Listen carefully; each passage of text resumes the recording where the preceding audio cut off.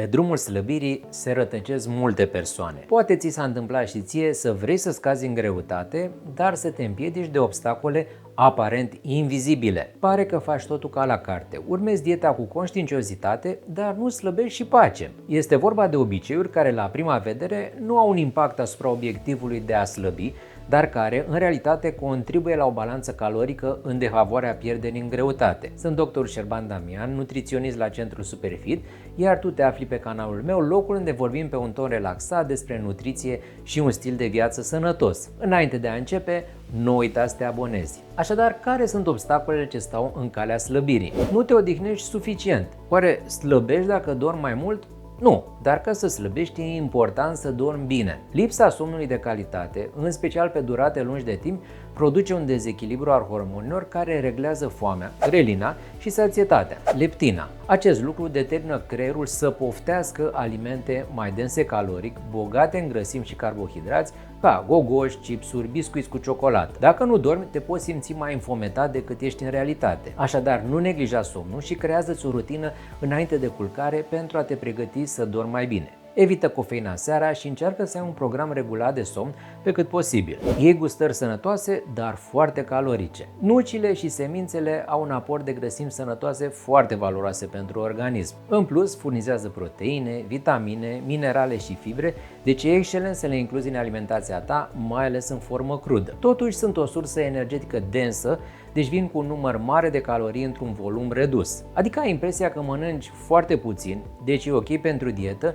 însă în realitate caloriile sunt într-un număr deloc de neglijat, aproximativ 500-600 de kilocalori la 100 de grame. Dacă preferi ca gustare fructele uscate, ține cont că datorită deshidratării au o densitate calorică mai mare decât cele proaspete și pot avea zahăr adăugat sau siropuri. Pentru a gestiona mai bine consumul de nuci, semințe sau fructe uscate, nu mânca direct din pungă, ci pune separat într-un bol o porție de 20-30 de grame sau cantitatea care se încadrează în necesarul tău zilnic ca să fii în deficit caloric pentru a slăbi. Supraestimezi calorile consumate la sală. Exercițiile fizice și mișcarea în general, fie că vorbim de mers alert, fitness, aerobic, înnot, alergare, sunt foarte sănătoase pentru organism, indiferent că vrei să slăbești sau nu. Totuși, când vrei să scapi de grăsime și să scazi în greutate, e bine să privești cu precauție programele de antrenament care îți promit că vei arde sute de calorii în 10 minute sau că îți vei superaccelera metabolismul. În general, oamenii au tendința să subestimeze caloriile din mâncare și să supraestimeze caloriile arse prin exerciții fizice.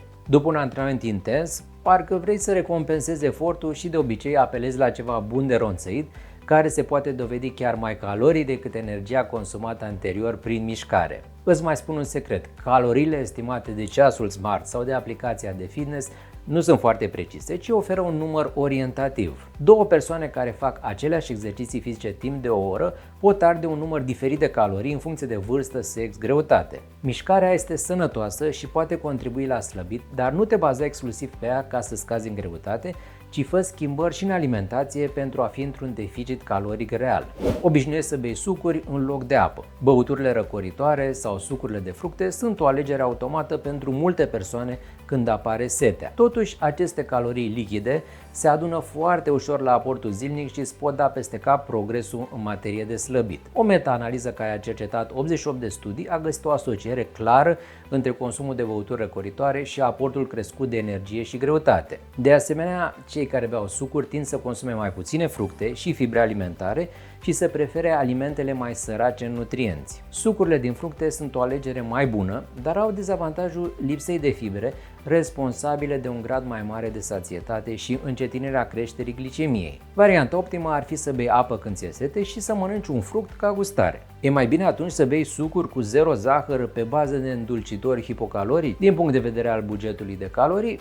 Da, însă recomandarea mea este să apelezi la ele cu moderație și să nu te bazezi pe băuturile răcoritoare sau sucuri pentru hidratarea de zi cu zi, ci să bei apă. Îndulcitorii hipocalorici în cantitate mare pot altera senzația de foame și sațietate și ne pot face să preferăm în general alimentele foarte dulci. Desigur, mai există și alte lichide care contribuie la hidratarea zilnică: lapte, supă, ceai verde. Ține alături o sticlă cu apă și folosește felii de portocale, lămâi, căpșune, fructe de pădure sau frunze de mentă proaspătă pentru a-i da un gust mai bun. Alcoolul are de asemenea calorii, așa că atunci când alegi să consumi sucuri sau alcool, ține cont de caloriile din ele. Mănânci extrem de puțin. Deficitul caloric este necesar pentru slăbire, dar a mânca exagerat de puține calorii îți sabotează slăbirea pe termen lung. Asta pentru că nu poți să mănânci la infinit doar piept de pui cu salată, iaurt fără grăsime și mere. Într-o bună zi sau seară te vei trezi în fața frigiderului mâncând de foame tot ce prinzi sau vei da iama de poftă în dulciurile aduse la birou de colegi. Dietele de slăbit extreme te fac să pierzi rapid în greutate pentru o scurtă perioadă, dar apoi revii la vechile obiceiuri alimentare, iar kilogramele pierdute reapar și ele. Asigură-te că ai un deficit caloric moderat și realist